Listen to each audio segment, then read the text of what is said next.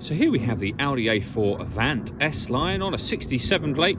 I'm going to start off by showing you around the outside of the car, and then we'll hop in and run through some controls on the inside. But from the outside, you can see it's a 5-door car with alloy wheels. Let's start off inside the boot and then work our way around the rest of the car from there. So the tailgate on this car will open electronically. You can do that by pressing the button on the bottom of the key. When you do so, as you see, that will open up for you. As we approach the back of the car, you'll see that we've got reversing sensors, plenty of boot space as well, along with those 3 individually folding rear seats.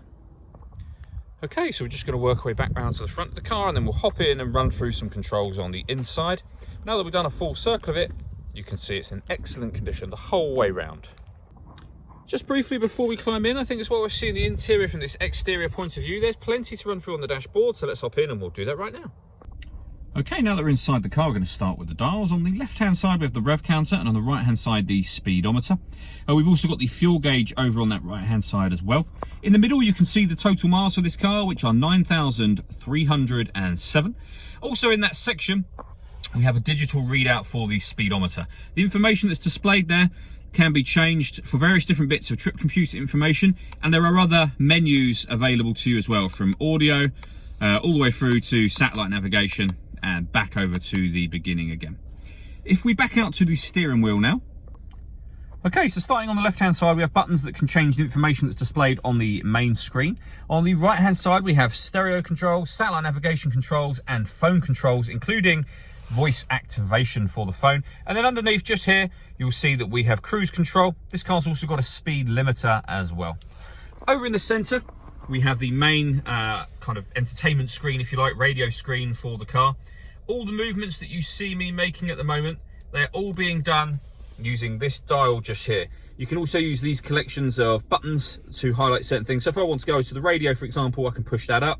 And when we look back up on the screen, we are automatically on radio, or media, or sat nav, or your telephone. So you can access any of those, or you can press the main menu button and do it manually through here. So you can see where you'd pair your phone, where you can listen to your own music.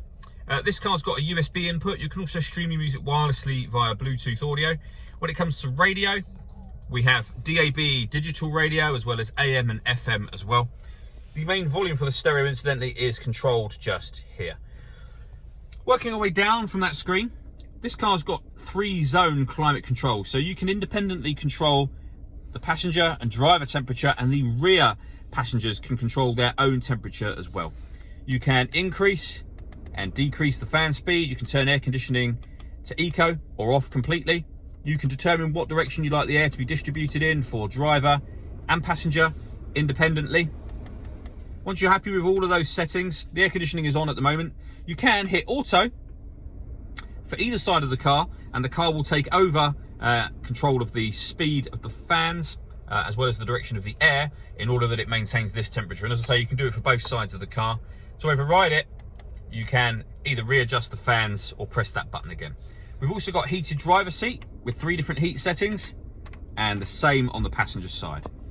Underneath that, this button will turn the screen off. So if at night time it's bothering you, you can turn it off and off from here. That will turn the parking sensors off. We can turn off the traction control.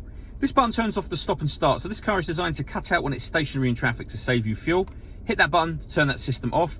Drive select will put the car into either comfort mode, automatic, dynamic, or individual. Individual means you can customize it to be the way you want it to be. Automatic means that it will do what it needs to do depending on the road surface that you're on. It will automatically change it, essentially.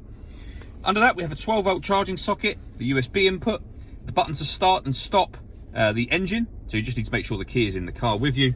And finally, a 6-speed manual gearbox next to the electronic handbrake.